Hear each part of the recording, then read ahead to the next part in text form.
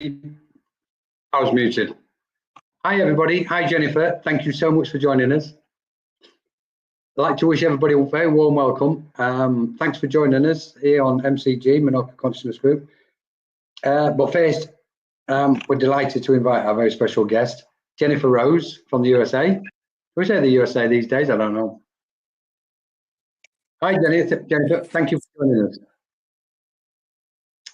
Oh, good. Can you hear me okay? Sorry. I was hearing you in double, so I had something went awry there. So I was hearing an echo. So let's see if we can. How's that? Is that any better? Any good? I can't hear you now. Something always happens with the sound when we. Something always happens with the sound when we're chatting. I know. I think the energies are very strong. So I think the energies are very strong. So okay. So I'm going to try one more time. If not, I'm going to go sans the AirPods. See. Okay, let's do that. I'll just say a quick hello to everybody. Hi, Ria. Lovely to see you. Perfect. Thank you, everybody, for joining us. Deborah Paxton, thank you for joining us. So lovely to see you. So pleased that you've been able to join us. So thank you so much. Jennifer McCormack. Hi, Jennifer. B, who's B? Now then. So thank you so much. Just want to introduce yet again. Hi, Nancy. Jennifer Rose from America. Jennifer, thank you so much. Colin, thank you so much for having me on your show. I'm so happy to be here with you and seeing all of our wonderful friends here in the comments too, like Michael and Fran and Lynn and Nancy and Michael, Christopher, and Dominic. Hi, everybody. So I'm really excited to be here with you, Colin. You're one of my favorite people, so I'm excited. Thank you. Oh, you make my heart melt. Oh my goodness, Valentine's yesterday as well. Oh, thank you so much. Same here, likewise, obviously, clearly. I just wanted to let everybody know Jennifer does amazing. She's doing so much. And I know it sounds a cliche with a lot of chats and things, what's going on lives these days, but sincerely, from my point of view, I really mean it. Jennifer's doing amazing, helping so many people speak in the most beautiful words and teachings, where everybody can benefit. I often, even though I'm not a guest on some of the occasions, sometimes I like to just jump onto Jennifer's site because she has some beautiful guests and the conversations are beautiful. So I really appreciate that you've joined us, Jennifer. And this thing about love is amazing. But just keeps permeating. So tonight, really, we as it says, channeling, talking about channeling. I better say hello to a couple more. I'm going to say hello to Sarah, Lisa, Nancy, Fran. Hi, everybody. Oh, is anybody you'd like to say hello to, Jennifer? Oh, yeah, all of our friends. Beautiful. Okay. Are you hearing me okay? Yes. Yeah. There's no feedback. Okay, I have a little on my end, so as long as you can hear me, fine, beautiful. Thank you. Oh, I see Courtney is here, and Sarah and Lisa. Hello, everyone. Thanks for being here. And all of my gals here, Nancy and Fran are here too. I see Jennifer McCormick, Lynn. Hi, everybody. And Jess. Hi, everybody. Really happy to see you. Thank you for being here.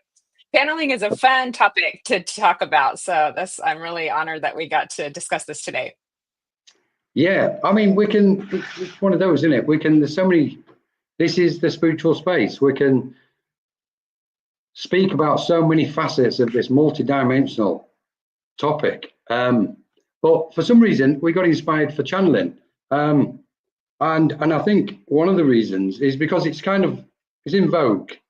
Channeling now is, first off, we've had a surge for many years, mediumship. If we go back just even 30, 40 years, 20, 30, 40 years, then it was all about mediumship. And then it slowly started changing. The psychic aspect started coming in. Psychic abilities now abound across the planet, mixed with mediumship.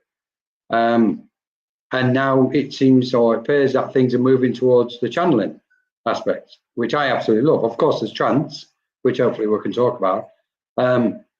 But it's kind of the current subject at the minute, as far as I can see. There seems to be more and more souls being inspired to channel what we may call transmissions, to transmit information, knowledge, teachings, however anybody perceives that to be, down into onto the earth plane. Of course, we benefit by it because we get to listen to the most beautiful knowledge and teachings going. What I'm finding, interestingly enough, is, and this is one I kind of wanted to throw in there this evening or today, is how the spiritual space is coping or going to handle these new influx of channels, what's coming in. Because we know a lot of people are using the term in their kind of write-up, I'm a channel, I'm a medium, etc., I'm a healer. And one of them ways is channel. I'm also a channel. And we know everybody perceives things in their own way, rightfully so. But what I'm seeing and witnessing is this influx of channels, as in these souls what are starting to transmit this knowledge and information rather than channel messages psychically or mediumistically. There's a great, we know the world is changing, we know these waves are bringing about this shift and ascension, etc. But one of the things I just wanted to look at is this influx of these minds what are coming into the spiritual space and the channeling this information. So I'm curious how the spiritual space, circles, centers, etc., are going to be embracing this. Will they be open enough to embrace it? Or I'm hearing stories where they've been rejected. People have gone, I'm channeling such and such, and in some spaces they've been rejected. It's like, no, we don't do that in here.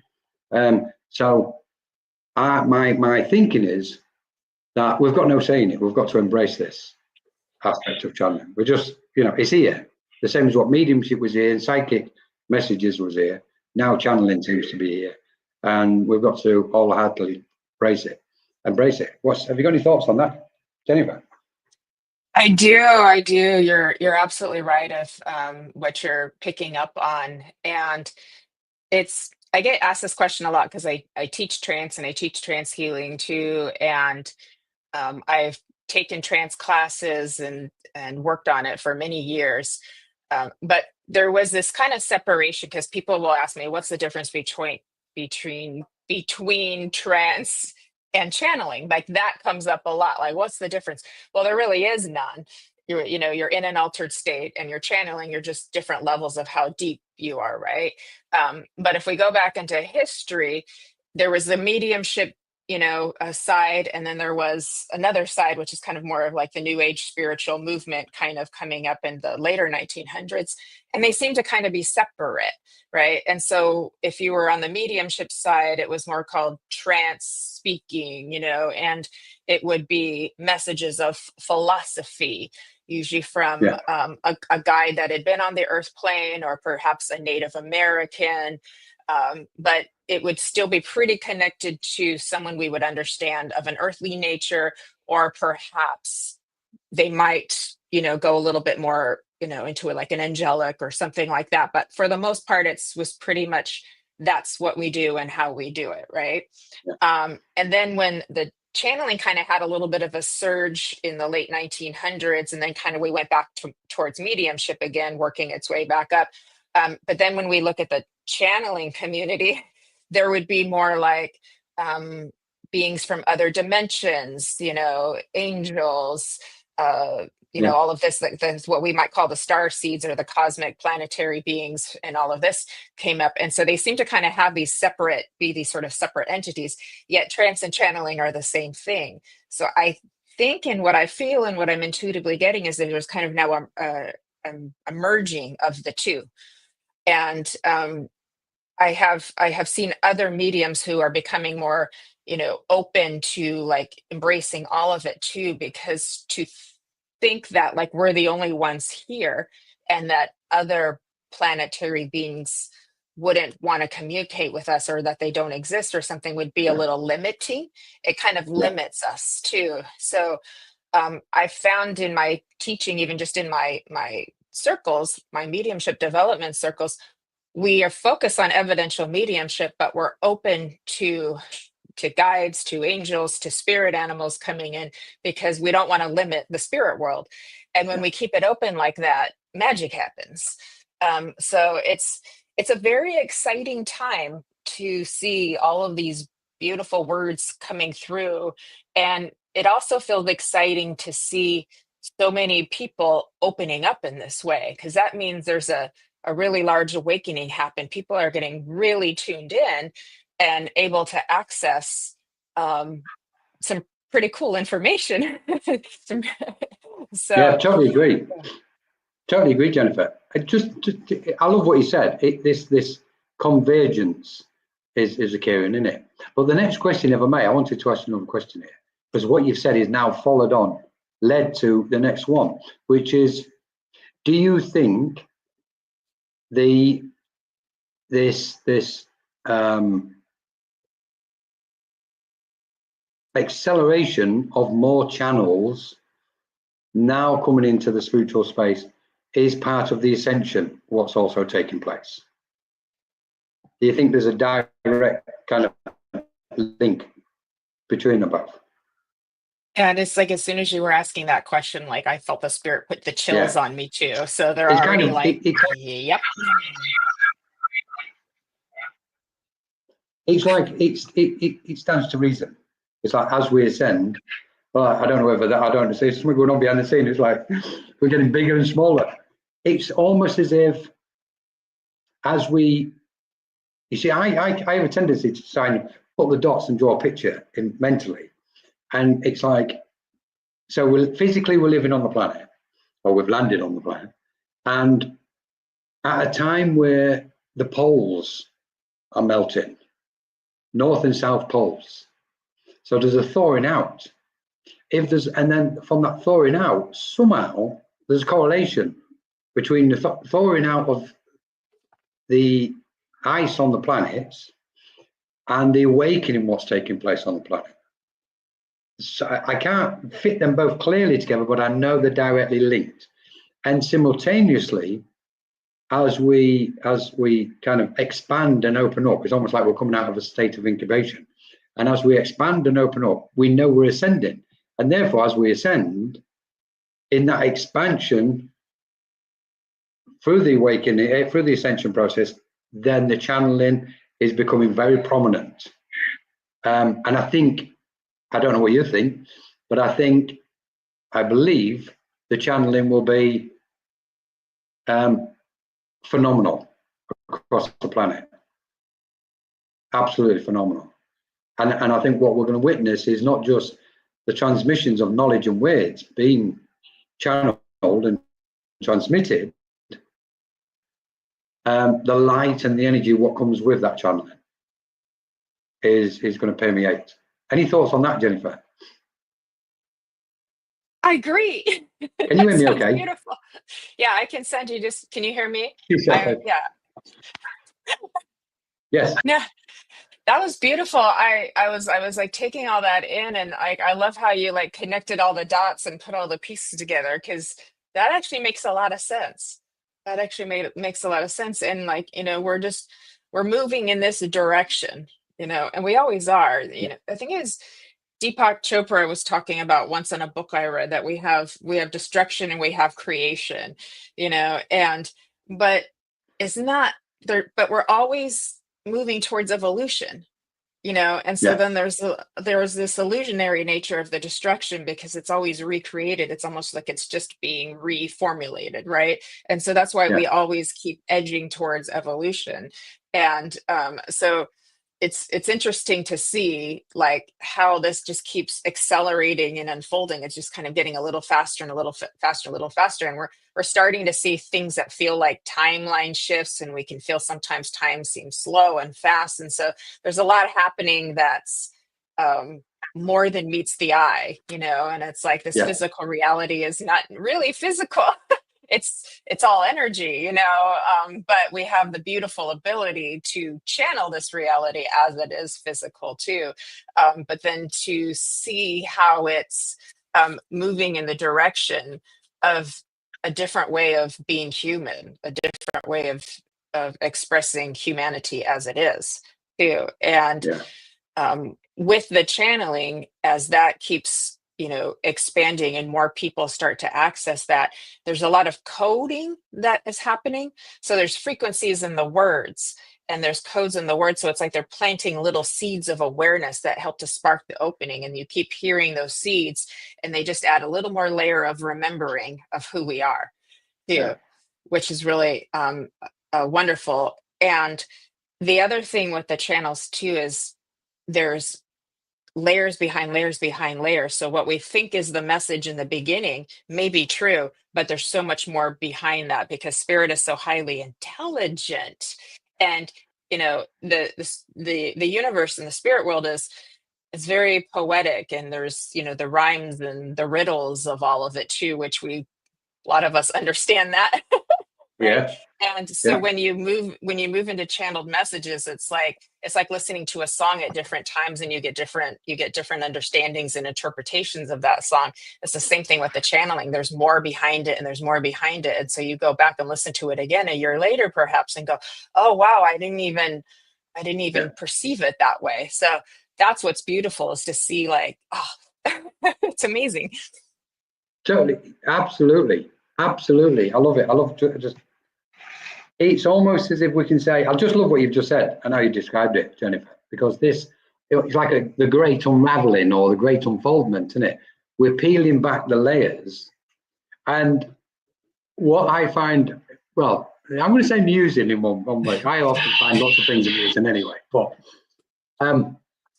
as we go within and we're peeling the layers back within ourselves, and especially like if we're doing the letting go process. So it's like, okay, in order to do the letting go, I've got to go in, peel some layers off, hurt and pain, delusions, etc. But simultaneously, what's taking place is it's as if we're peeling layers off in the universe around us, because that then opens up. So there's no, and it tells us there's no separation. So it's like, okay, and this is where for me it starts to get interesting, because we can say if we're kind of unfolding or peeling the layers away within ourselves, within our own mind and awareness, our awareness is obviously then expanding even further because it's got a greater sense of clarity.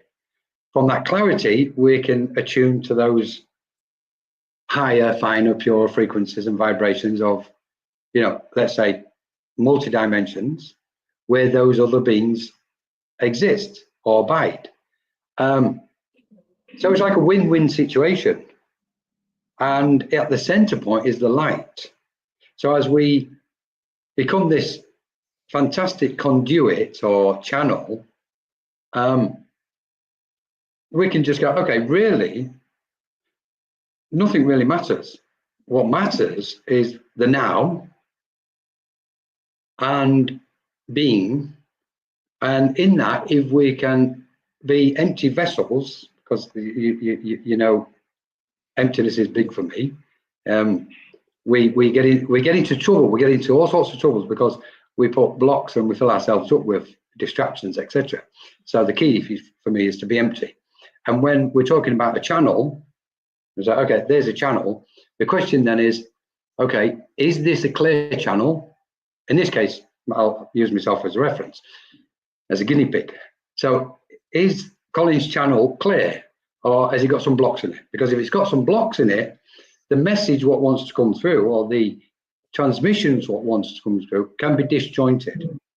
And therefore, what's coming out of his mouth is going to be contaminated with parts of Colin's mind, of Colin's awareness. I love what you've said regarding when we do receive transmissions, and you jog something, Jennifer. It was quite beautiful.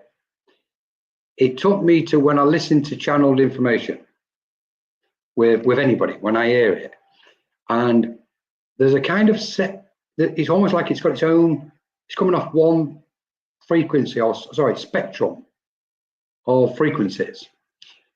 So when somebody's speaking in a channeled voice, we'll put it that way, the resonance of the words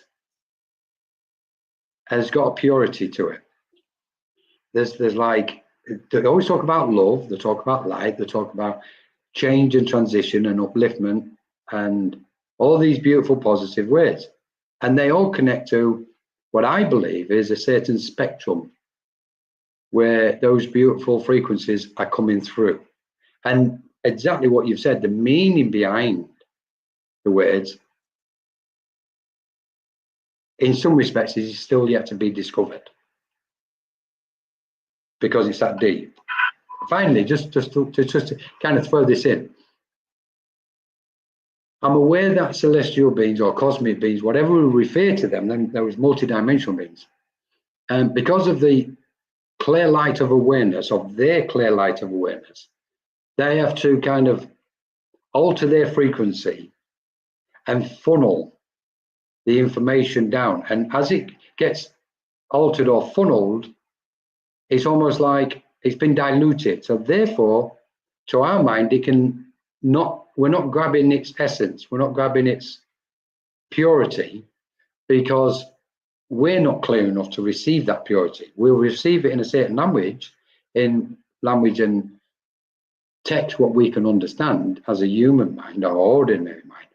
But one thing I think where we're going with the channeling is, and this is where I really find it very exciting, is the more we let go within ourselves, the closer we're going to be able to get to that purity of what those multidimensional beings are actually speaking or resonating at, and that there won't be any interference in between, if that makes sense.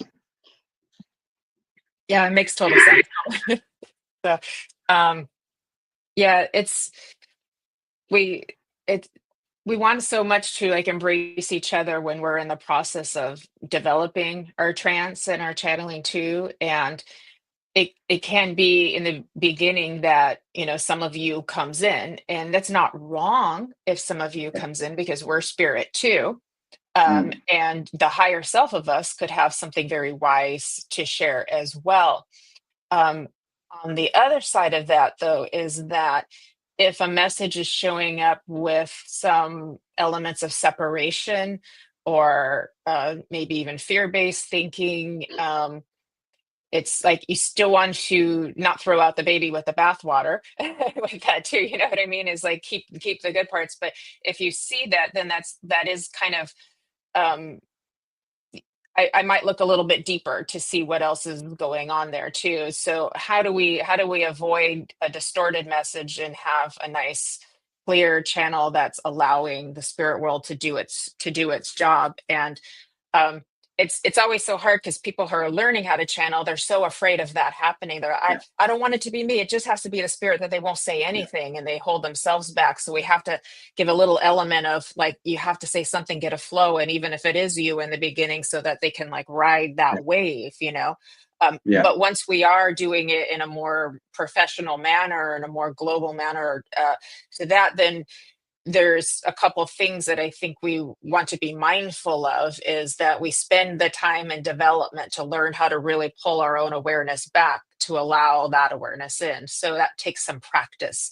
So like when you were speaking, I had some, freeway noise coming into like a fire engine or something like that too. And it's like, I would use that as a signal, just go deeper. If I were trying to practice my trance, just go deeper when I hear a noise, so that I can learn to avoid the distractions and just get far as back. I imagine myself really pulling back and allowing them in. And it gets much easier over time. The other thing I would suggest is that we really do the self-development, to where we're growing ourselves and really knowing who we are as a multi-dimensional being, basically healing our stuff too, and healing our own things that we're working through. Everyone in the world, and including the spiritual community, is in a healing process. And so all the wounded healer archetypes are going to make it into this community, right? But we got to work on healing our own stuff too. And the more we do that, the more power we have, spiritual power, to allow a really nice, strong, clear channel to come in. And so my litmus is I don't really care who's coming through in a channel, whether it be me or somebody else. I just care about, is this message healing? Is it uplifting? Is Yeah. it empowering? Does it sound intelligent? And if it passes those things, like, then I'm Yeah. gonna take a really good notice to that one too. That helps me. So Beautiful. Yeah, it's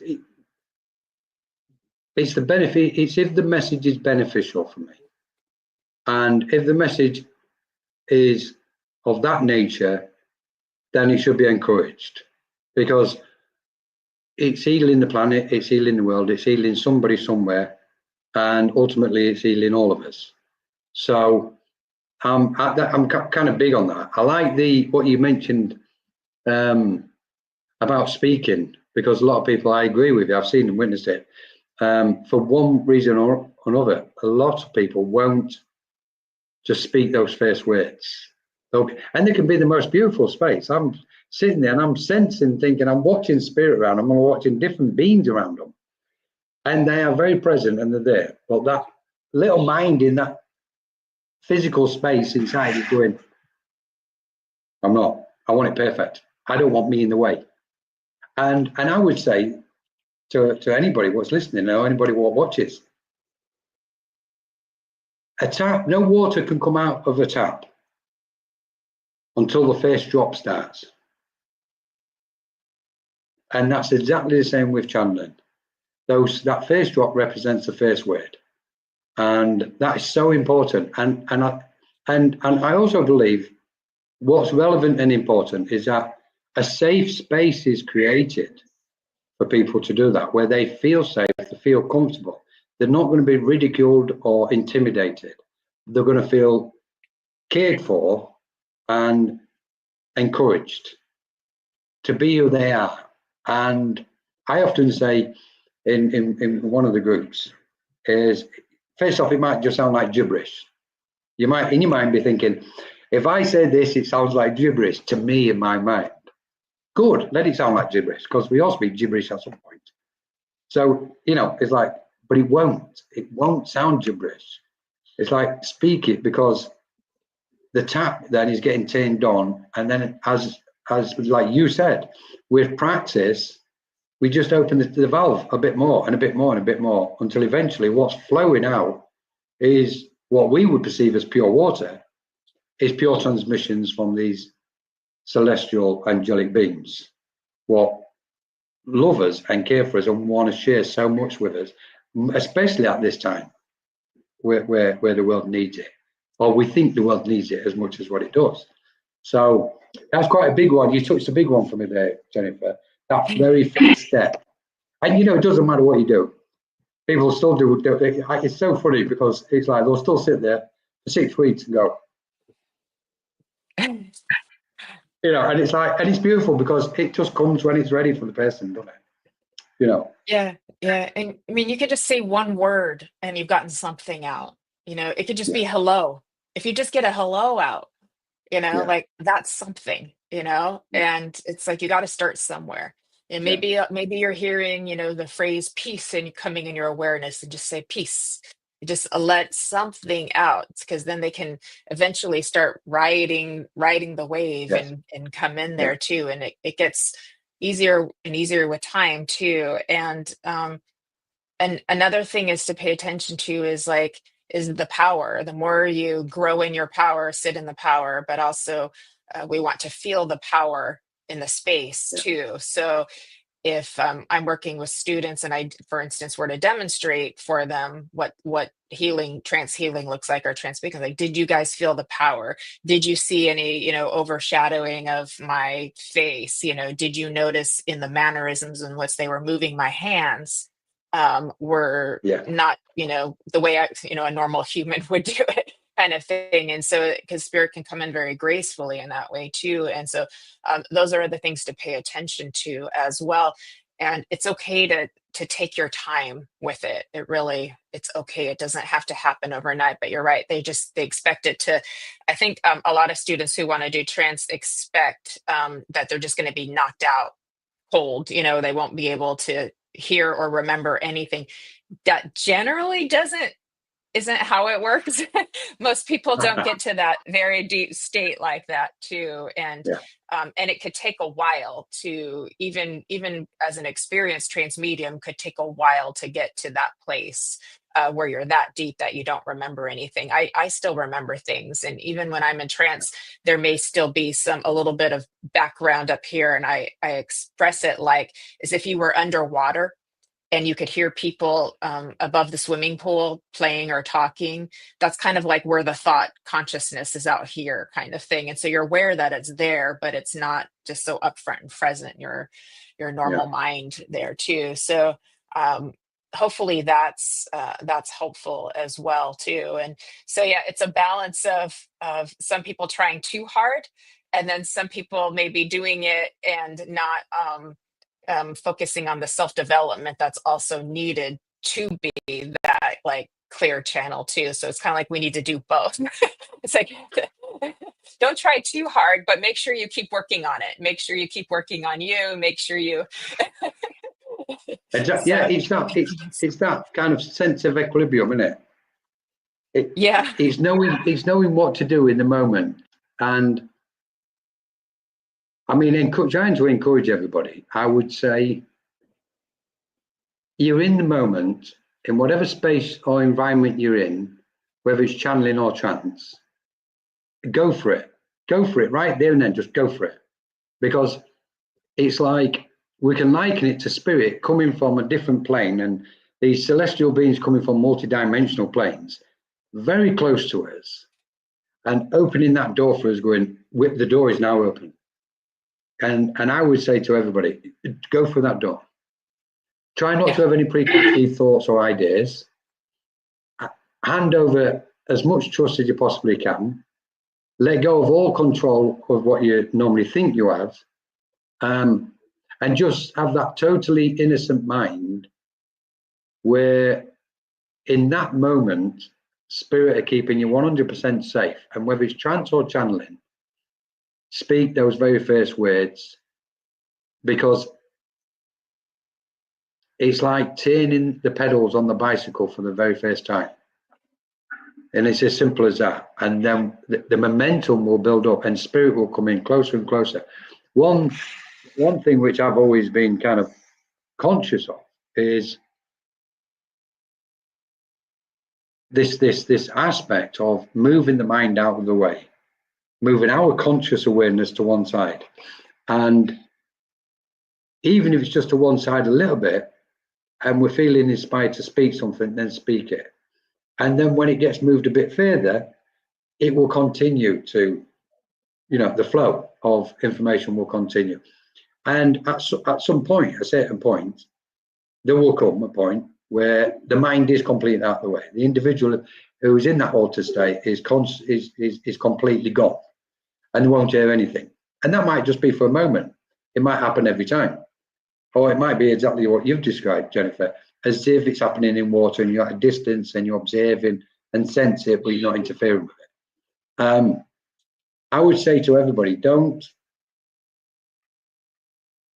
dive in by all means. I was like, because I'm terrible for this, it's like, just dive in, jump in with, both feet, and just trust spirit, like you won't drown. And just get rid of all preconceived thoughts about it and be you, because everybody's different, everybody's unique. And spirit, no, maybe this is another thing worth touching on.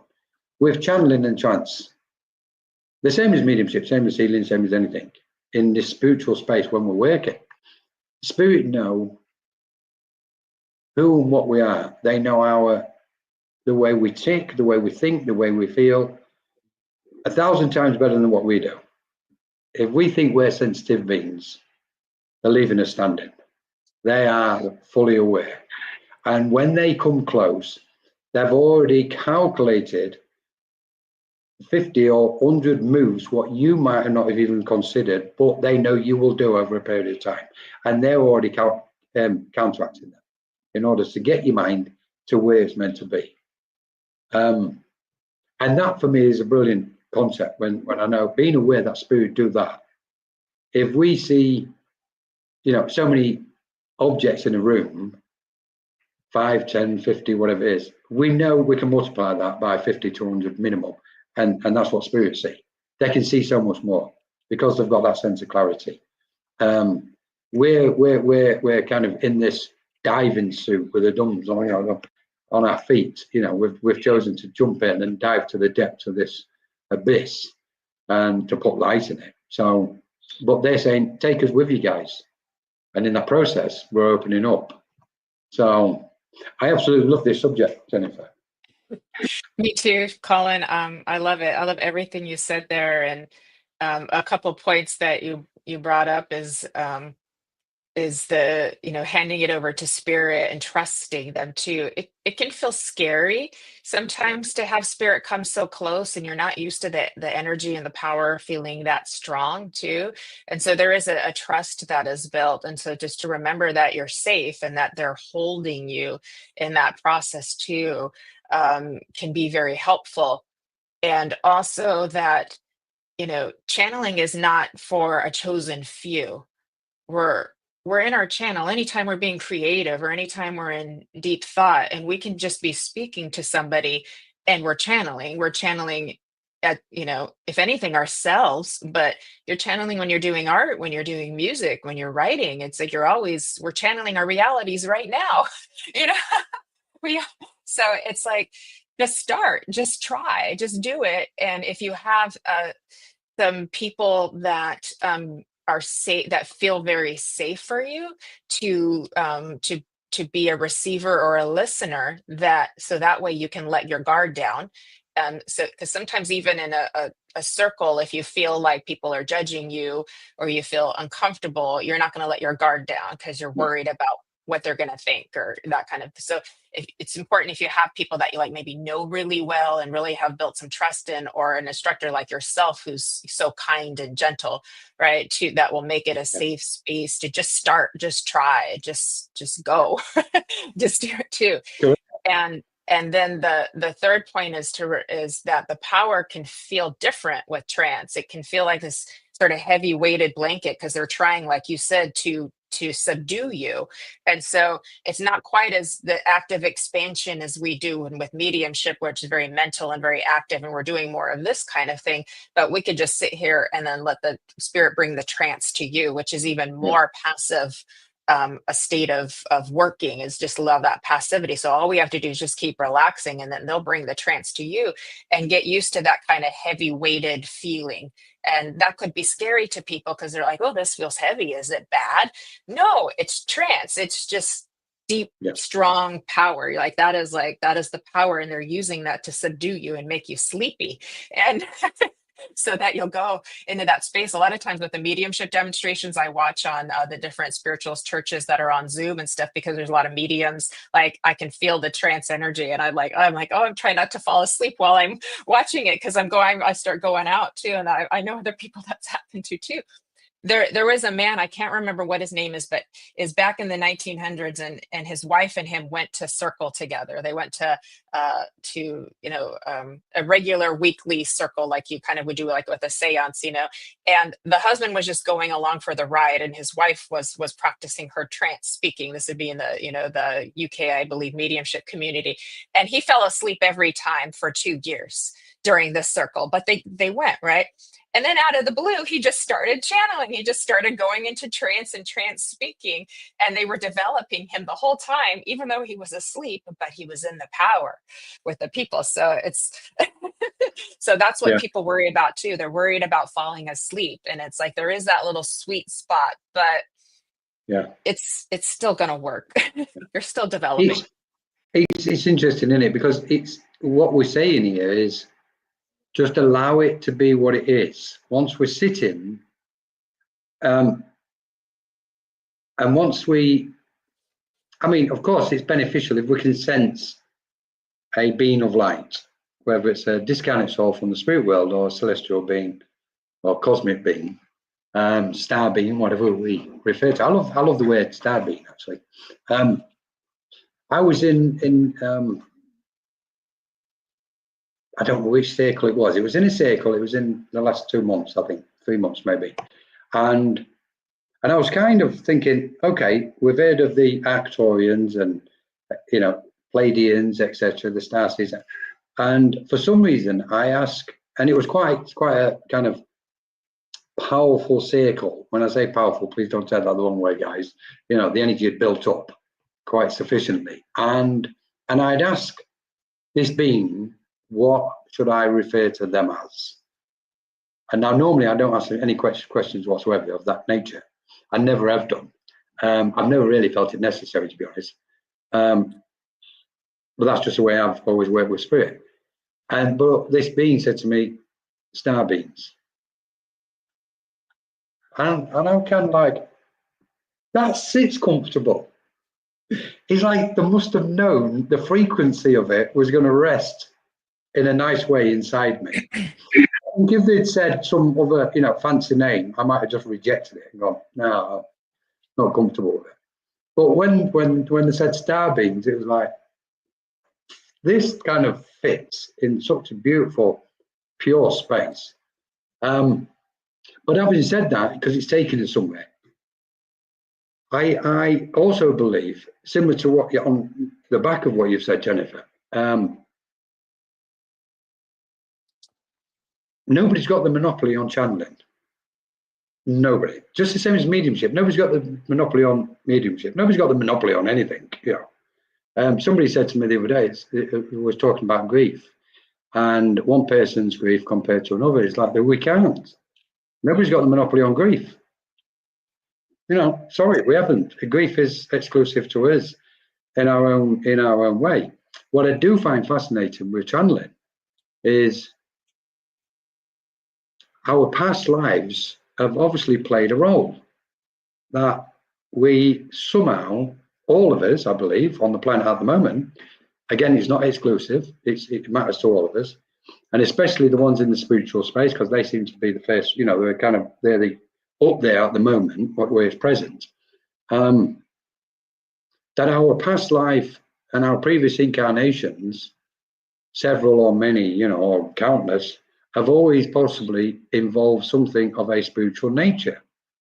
And our most recent past lives, it's likely that many, if not all, souls on the planet was close to the spirit world in whatever they was thinking and acting in them lifetimes, in the most recent ones.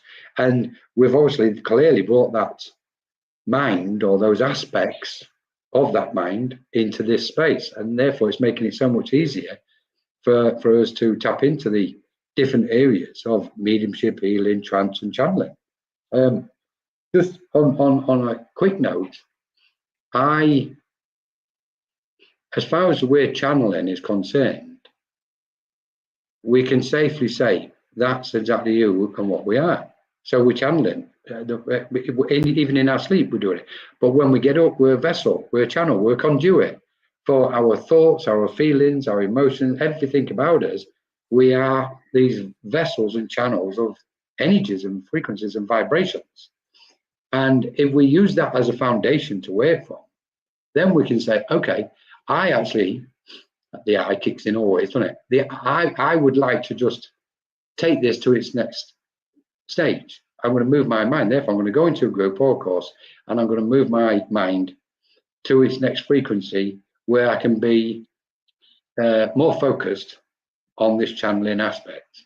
Because I totally agree with what you said as well, Jennifer, where this mediumship, we have this kind of concept where we expand our mind and our awareness, and we invite all these beautiful discarnate spirits, you know, spirits in from the spirit world, family, friends, loved ones, etc. Whereas channeling in trance is a little bit more, we're focusing our concentration more. We're kind of thinking, okay, I've got a single point of awareness. I'm going to focus on that. And now I'm going to focus on moving it out of the way. Relaxing, peacefully, calm, and just gently take that single pointed awareness to one side as these are coming in. And I think that's a big difference between mediumship, expansive, and bringing our awareness into that single point of focus concentration. And we go, right, this is my practice now. And from that, we can say, okay, this week, I managed to get to a certain point. And it gives us like a benchmark, it's a reflection. It says, okay, Next week, I'm now going to move it to the next point, next frequency. Because the one thing what I do find is if we imagine that, and I'm going to refer to the higher self here as a means of a route or ladder to channeling and trance. When we make reference to the higher self, we can safely say the higher self is made up of many frequencies of our own awareness, or let's say many different frequencies and vibrations of our conscious awareness. So we go, okay, I'm going to move from this point A to point B. And we take our mind to the second or third, let's say, realm or frequency of our higher self. And we're still kind of connected. And we're open to channeling, they're coming through, they start speaking, and we're aware. So then the following week, we'll go, okay, I'm going to move even further. And from the next frequency of our higher self, we're actually tuning to an even purer frequency where they go, wonderful, we can get to that even easier than what we did last week.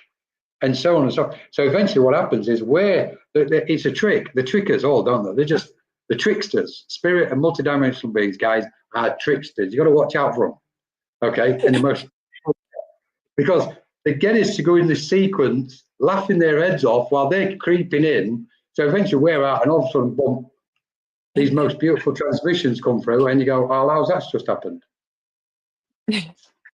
Oh, that was amazing. I believe you were just channeling there. That was so beautiful. Yeah. Yeah, beautifully said. And one of the key points that I got from that is kind of like the who's coming in, and I know that's a big curiosity for people, for the person who's doing the channeling and for the person who's listening, wanting to know who it is. And so a couple of things can happen from that.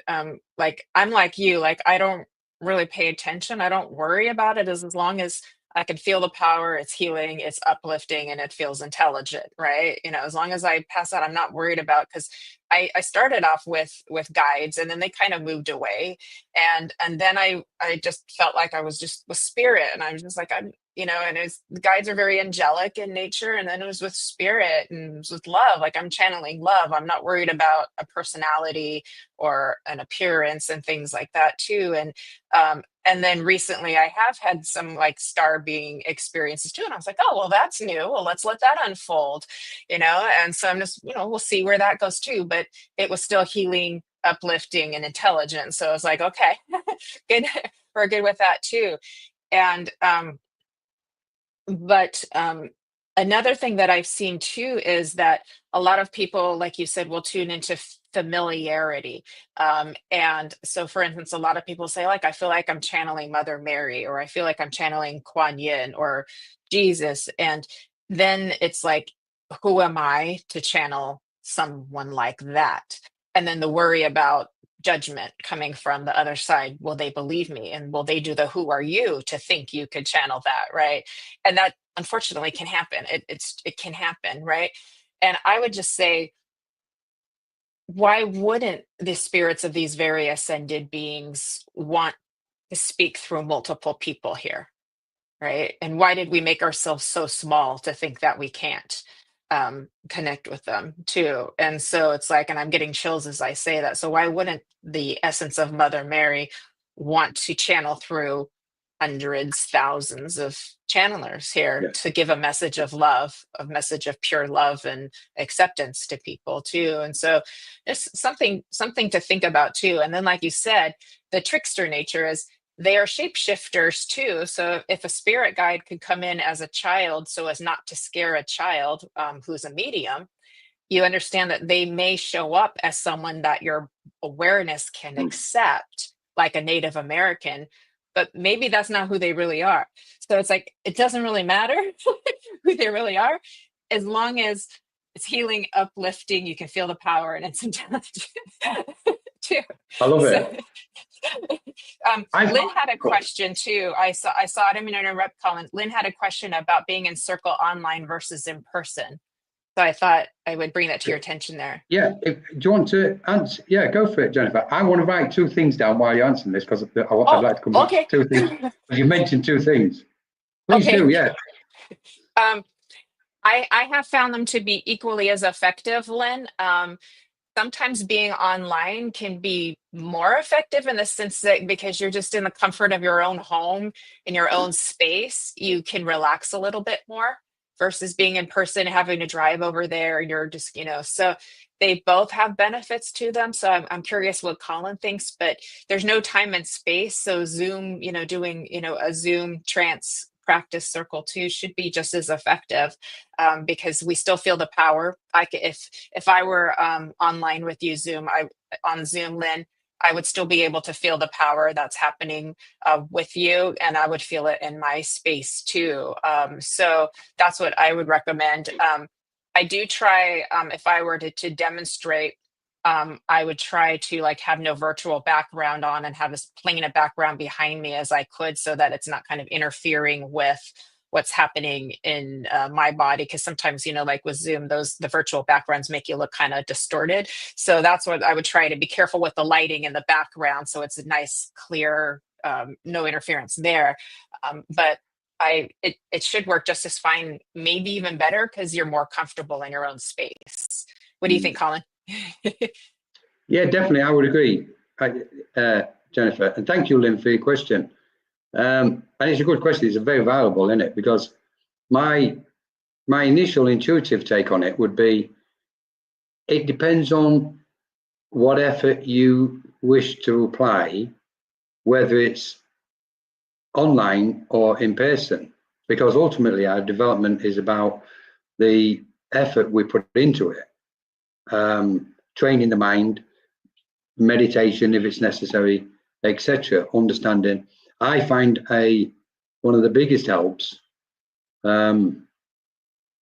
is self-analysis. I've used self-analysis ever since I kind of came into this space, or had the awakening. That self-reflection with spirit is our best way of developing. Put that to sitting in a group or a circle online, then the benefits are immense. Go into in person. If it's in person, there's for me, they've both got pros and cons. If it's in person, then you're kind of directly mixing with other physical beings and energies and vibrations, and spirit can really start molding them, like seriously mold them. Interesting enough, and we have a trance course, and initially I wasn't questioning whether trance could be done online, but I was analysing it and the safety aspects, because for me, I've never really classed myself as a teacher. If I play any role in any circle or group or course, I always feel more of that my role is more of a protector. And I don't mean egotistically. My role is there to protect the sitters while they're developing, to make sure they're safe physically, mentally, emotionally, and spiritually. That's where I kind of come from. And that's why it's important to create that loving, kind space for people to be in. So I would say, Lynn, go use them both. Just, there's no kind of one specific way. One moment you might feel like it's beneficial online for you, and another, if you can get in a physical in person, you'll probably likely sense the difference. But they've both got pros and cons, to be honest, for me. Brilliant question. So I would just like to ask if anybody else got any more questions, fire away, guys. I know there's a few. There's a few. Brilliant. I believe Ava starred them. Yeah. Right then, brilliant. Let's have a look at someone, shall we? Bernadette, the Unleashing Potentials podcast. Hi, Bernadette. I like the sound of that. The Unleashing Potentials podcast. See, even the titles globally everywhere are brilliant. I'm definitely curious to know how gifted people can remain open-minded and loving towards people that are skeptic or don't believe in the spiritual world at all. Jennifer, how do you deal with skeptics? Yeah, it's interesting, as a medium, I do know that when I work publicly, I know that there is skepticism there, and that's why I try to shift the space to remind. So whether I'm going to be demonstrating publicly or I have other people demonstrating publicly, like for my service, for example, I try to remind people that we are human and we're vulnerable to be putting ourselves out there in that way, and we're kind of at the mercy of the spirit to do their thing, and we're not in control of it. It's like public speaking, but you have no notes to prepare. You're just on like that too. So I try to ask the audience to send love to the medium and to send love to anyone who's receiving a message too, because there is a line between skepticism and criticism too. And that energy, some of us who are very sensitive can feel it, and it can hurt our feelings. It really can, to know that that energy is there. There's nothing we can't change that person, but the more we develop ourselves, like with the self-analysis that we were saying, Colin, the more we develop ourselves, because it will reflect on our ability to remain loving for that person and whatever is inside them that's making them skeptical or not believing in, I've got people in my life who do not believe in mediumship, but they're very close to me, but still accept me as I am. And vice versa. And it's like, that's okay. So we accept each other in diversity. And that's a beautiful thing that we can do that. That's unconditional love when we can do that. It's like, I don't have to agree with everything, but I accept you as you are for, we're all in our journeys. And like you said, we're all channeling different realities and looking through different lenses too. So even in a seance or a physical mediumship circle, you get phenomenon, and there's a potential that some of the people are going to see that phenomenon and some aren't. And that doesn't mean the phenomenon didn't happen. It means that some people's perception received that information and some people didn't. And I feel like spirit does that on purpose to remind us that we're channeling our perception too. And trance comes in perception too. So what feels like another body coming into yours isn't really. It's a merging of the power coming into your perception, but they want you to get that sense of like, is this a man, or is this a woman, or is this an older person? So we have to get it through our perception so that we can, feel that beautiful blending and merging. And what a beautiful thing it is to have the blending and the merging of spirit. I know I off track. I went a little off track there too. But Okay, go off track. too. But yeah. So, but she's giving an interesting question. So, how do we remain open-minded with people who don't believe? So if we go into judgment on them or put them as lower than us because they don't believe the same as us, or we think that they're not as awake as us, how does that make us more spiritually mature? It would then, to me, reflect an element of something that I could still continue working on within myself. If I'm feeling judgmental of a person who's less awake than me, then that's in me. That's in me to keep working through my own perceptions and grow myself more to become more accepting of them too. That would be my opinion on that one. Love it. Absolutely. Thank you so much, Jennifer. That was absolutely beautiful. I love it. And I would just put this in, if I may, Bernadette. We are love. So how can we not be that towards those, what we believe are skeptics? And Jennifer used what I think is the best word. And just to emphasize or go further with it is acceptance. The more we accept who we are, what we are, and what's going on with us as celestial channels, the more we accept everybody else. We have a greater sense of acceptance. Our lack of acceptance is others is a direct reflection of the lack of ourselves in some area within, exactly what Jennifer's just described. Skeptics on the other hand, and I've got a terrible sense of humor, so sometimes I've kind of enjoyed some skeptics when I've been approached. I can name one instance where, because a lot of mediums face this, to be honest, where you can be doing a demonstration and you may have a soul sitting in the audience or congregation and they've got this, they're oozing this energy, what's like arms crossed. Prove it to me then, prove it to me. And I can honestly say to you, Bernadette, we're not here to prove. No, none of us, nobody is here to prove spirit to anybody else. It's not our job. We may say we're undergoing a process where there's an ability there to be able to convey the truth that the spirit world exists. That's different from offering proof to somebody who may be a skeptic. With skeptics, we can safely say it's like trying to reason with a drunken mind. It's not going to happen. And it's almost like we can expand a bit with awakening, people trying to get other people to wake up. We can't do that. It's incorrect.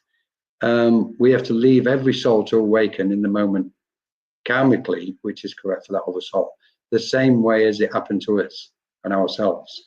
So, in effect, we're not even dealing with a skeptic.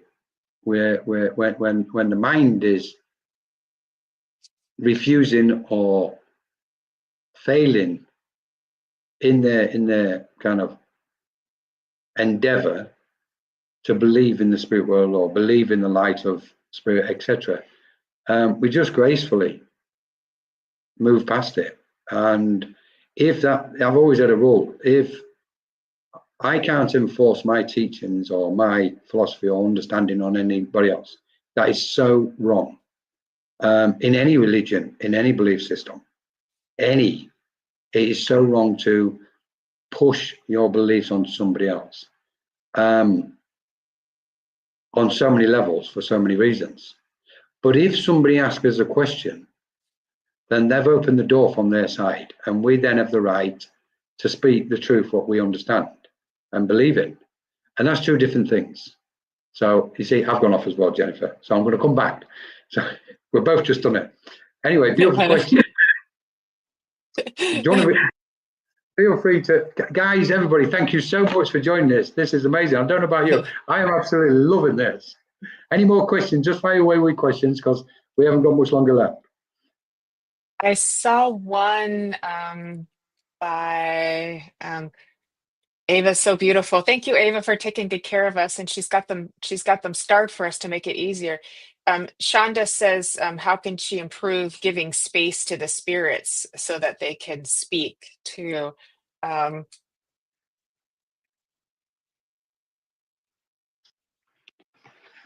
want me to take that one? Okay.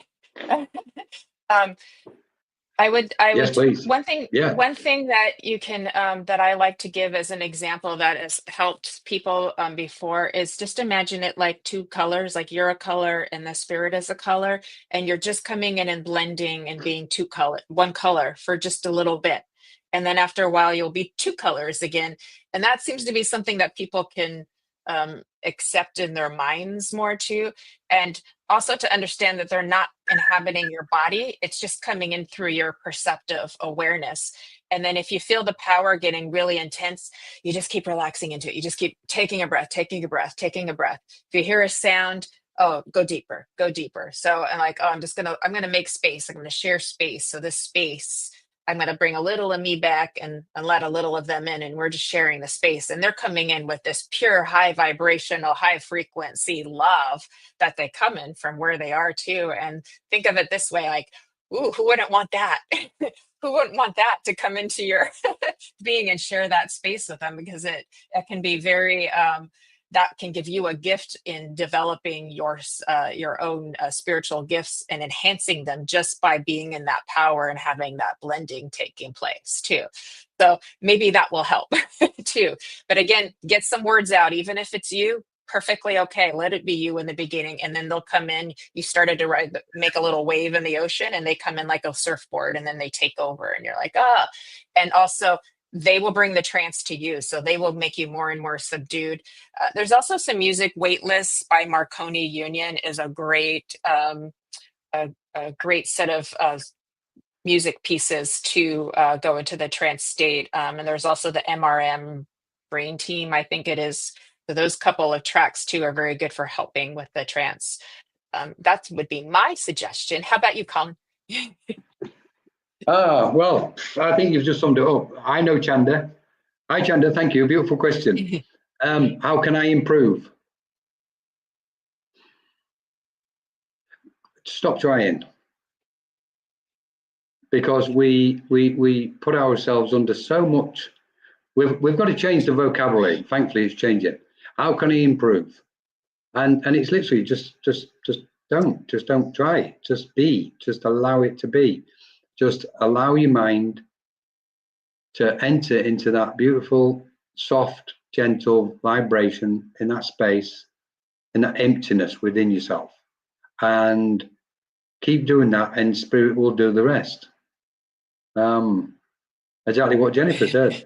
That is it. Just, we have a tendency to try too hard, and we have to do this, and we have to go down this route, and we have to try, do this and do that. It's like, bin it. But forget it all, guys.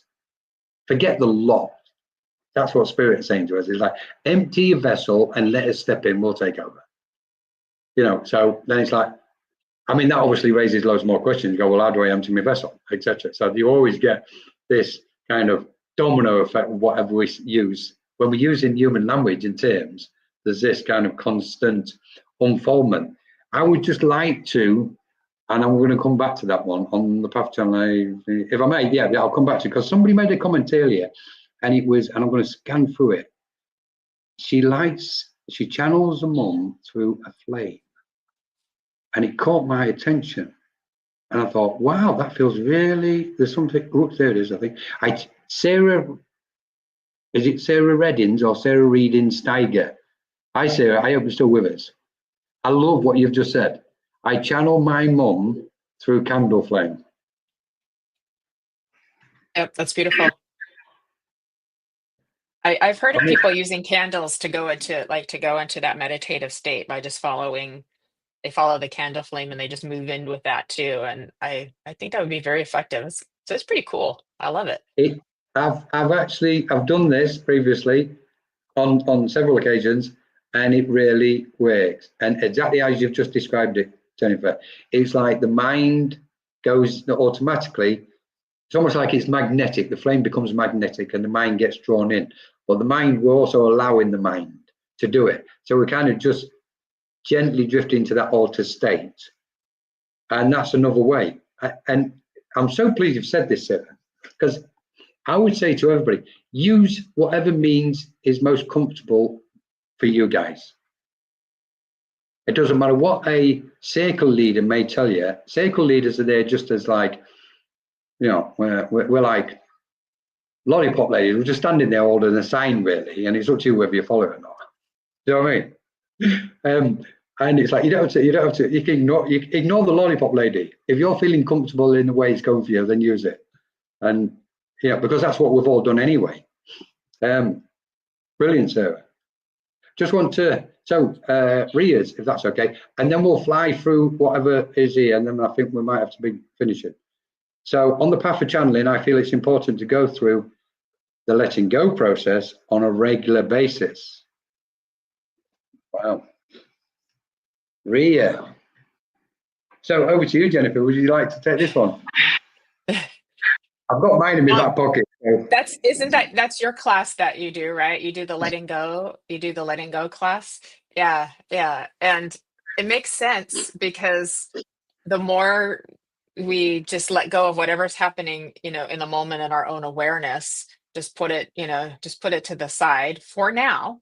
You can always pick it back up later, whatever's there that you need to deal with. You can always pick it back later. We have to kind of become good compartmentalizers too. And when I sit in the power with people, I'm like, just imagine all the thoughts and to-dos and concerns is kind of falling down to the floor, and I think of it like raindrops, and you're going to make a pretty little garden, and you can go pick whatever flowers are still needed later, and it's like just like letting all that go, or feathers or bubbles, something real pretty like that. And it's like giving respect to your mind and giving love to your mind that's trying so hard to work for you and do things for you and make sure that you get your stuff done, and is really trying to process all that.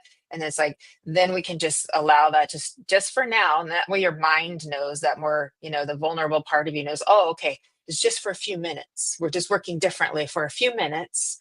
And then we can go back and whatever needs to get done will get done. Right. And it's like, that creates like some spaciousness and some grace in the process to allow the spirit to come in too, also too.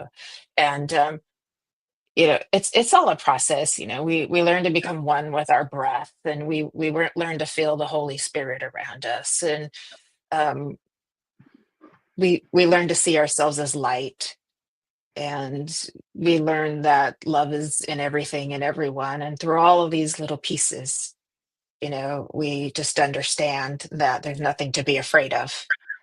The more we understand ourselves as love and remember who we truly are, which is that highest frequency of love, then you realize you're untouchable in the sense of anything harming you. It's all beauty and love, and that transcends duality. So yeah, thank you for your question, for your comment. I didn't want to, I wasn't stopping you, Jennifer. I was like, okay, let her she's going. That was beautiful. Thank you. That was beautiful. Thank so you. much. Thank you, Ria. Letting go is, empty the room. Empty is like the mind is, well, no, let's get to the truth. There is no mind. The mind doesn't really exist. We just invented somewhere to put things in, and we call it the mind. It's more awareness, if anything, and we filled ourselves up.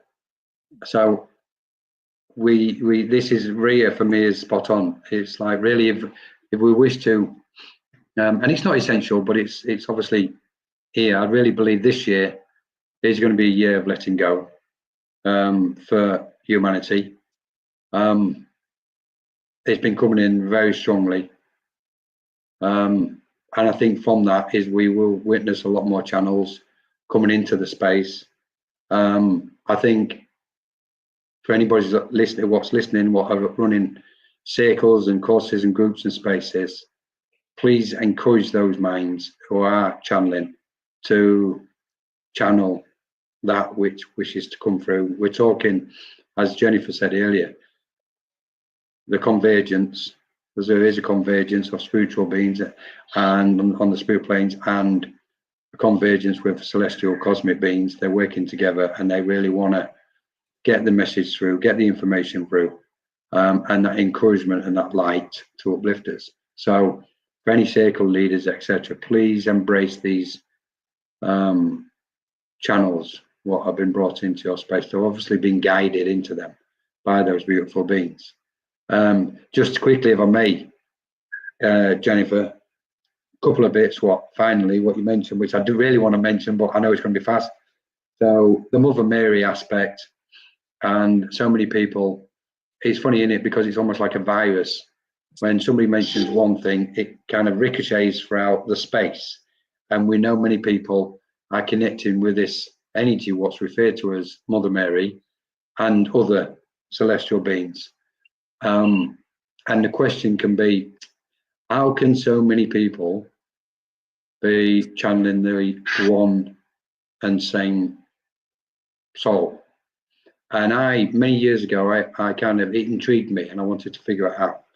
And what was reflected, or what I discovered through a lot of analysis, a lot of contemplation, was we can put it this way, even though we're aware that there's on the planet many lakes and rivers and oceans and pools and ponds, and there's only one moon. When the moon shines, it will reflect on all those lakes and rivers and ponds. And therefore, we can say if there's only one Mother Mary or any other of the title, what it's doing is the same concept. It's reflecting that one from that one source. It's reflecting on, and therefore that's why so many people are using those terms in their channeling. That's my belief, and I think it's about as close as we can get to the truth of understanding. We know we're multidimensional beings, but so we just say, if somebody says I'm channeling Mother Mary, then just please, encourage it and have that acceptance that it's a reflection from that one source. And even though there's many others around the world channeling that same aspect. That's what's happening as far as I'm concerned. And the last thing is, you spoke something wonderful, Jennifer, and that was our spirit shapeshifters. They kind of change their form in order to make us feel comfortable when we're developing. And using the aspect of the Native American Indian, what I find fascinating, again, is we can liken it to, they may show themselves as a Native American Indian, Tibetan Buddhist monk, Oriental guide, Mongolian, Egyptian, whichever one it is, celestial beings, cosmic beings from this dimension or that realm or that dimension. What we're actually looking at is an aspect of a singularity, which has had an infinite number of incarnations and lifetimes. And when they come to us, and this is their intelligence, which Jennifer was referring to, this is their intelligence. They know which incarnation to reflect to us in that moment. But it doesn't mean say that is one singular incarnation. We're seeing a facet of a multi-dimensional being with infinite number of incarnations. So we're looking at aspects of consciousness of that soul, to be honest. So there's so much more in there. We're getting our teeth into it. Anything in other words, else, we're all Jennifer? God. Wait, I was just saying, in other words, we're all God in a costume. So, It's true. Yeah. all the aspects of the I think that's a new divine, clip. and we are too. We're in these human costumes, and then we have all these beautiful beings of spirit, and we're all aspects of the divine, continually expanding in infinite ways. So, yeah, beautiful. That was music to my ears, Colin. I was like, oh yes. So thank you. Jennifer, thank you so much. Thank you to everybody. Patrick, Vivian, Paywinder, let's have a look, etc. Elaine Stainton, thank Thanks, you. We've got everybody. Elaine Stainton coming up. I know. Elaine's going to be doing as a demonstration next week. So please, I think it's next week. Check it out. She's an amazing medium, Elaine. Oh, you do not want to miss her. She is a wonderful medium. Everybody, please. Well, I've seen her demonstrate. She's wonderful. Yeah. It's so true. So true. So we're fortunate she's going to be joining us. I think it's next Saturday. No. Yes, next Saturday evening. Thank you, Alison, Nancy, everybody. I'm sure you can't get through all the names, but thank you so much. We really, Neva, thank you to Ava for working behind the scenes. Thank you so much. We're going to give a big shout out to Kelly Brickle on Sacred Spiral Network. Please subscribe, check her out, and please support. The guys support everybody. Put likes on the pages and post and all this stuff. Let's get this. It helps. It helps grow. Yeah. And feedback. Oh, sorry. And just finally, I'm going to just quickly punt something. We've got A to Z Index Spiritualism, Guide to Psychic Spiritual Development. It's quite in depth. It's very deep. If you want this, it's online. Menoka Consciousness Group. If anybody's interested and you like a little bit of fun, I put a question on our site today. What is spirit? If you go on Menoka Consciousness Group, chuck your comment. Let's see what you come out with. I threw it out there. But finally, over to you, Jennifer. Please tell us when the next things are coming up for you, what you've got on now, people can contact you. Oh, thank you so much. Thank you. There's the feedback again. Thank you, Ava. Thank you, Kelly. And thank you so much, Colin, and everybody else who's joined today. I've been seeing all your beautiful comments and love and support. So I just really appreciate it.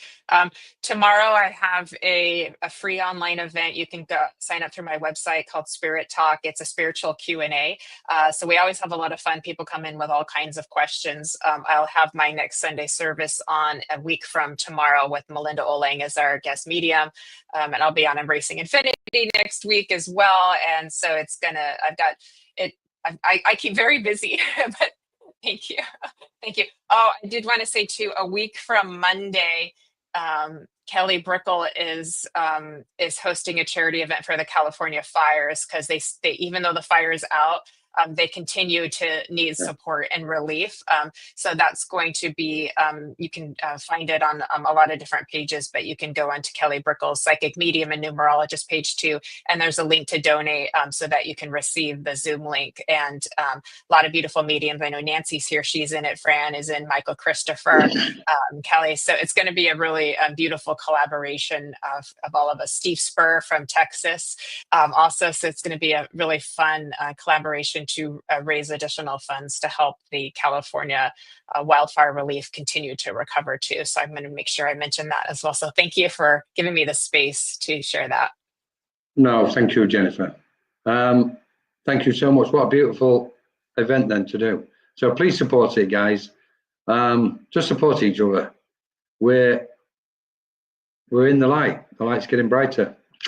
So thank you to everybody. Thank you especially to our spiritual guides and inspirers, to those celestial beings, for inspiring this to take place and bringing us all together and helping us as we go through this great change. We're looking forward next time we meet Jennifer, and I can't wait because it will be a question and answer. We're going to do a question and answer session, and I believe, if I can quickly give that date and then we'll get out of here, it will be on, let's have a look, question and answer, March the 14th. So can't wait for that one either. So thank you, everybody. Especially thank you to Jennifer. Absolutely beautiful, Jennifer. What amazing talk. Take care. Thank you, everybody. Lots of love from Ava, from myself, from Jennifer, from Kelly, and all your support. Trip the light, fantastic, guys.